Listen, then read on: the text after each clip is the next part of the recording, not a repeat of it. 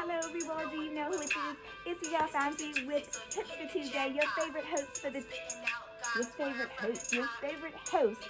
tips that you so desperately need on Tuesday and all the rest of the week. So anyway guys, today I just want to talk to you quickly about this word. Okay, so this word is the word that we all say that we don't do that. Raise your hand if you've ever done that. Get your hands up. You know better. Stop it. You know you judge somebody.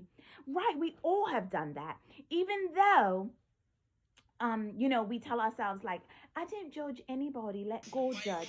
But you still do, because we all were raised some kind of way, and certain ways we were raised gives us certain convictions. Like me, I was raised in the church, and so I had certain convictions that were different than other people's.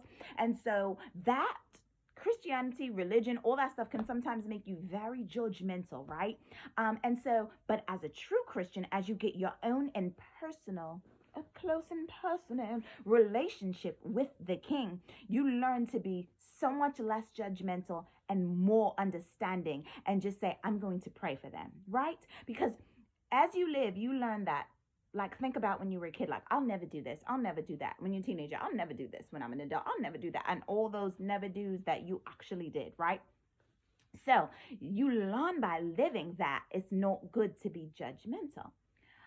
But there's also, and there's scriptures on it, right? Because I'm here about the scripture. Let's talk about it. The first scripture says, judge not lest ye be judged, right? Let's get that. You got it? All right. And then there's another scripture that reads something about, let's see if my tech people can get that up. That same measure that you judge, you will be judged with if you judge someone. Right? That's deep. That's a whole pill to swallow, right?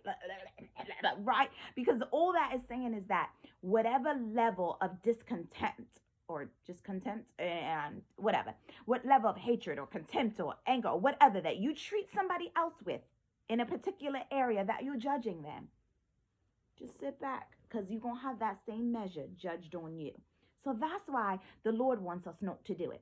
But, religious people tend to do it using this other scripture that the Lord tells us about being a fruit inspector.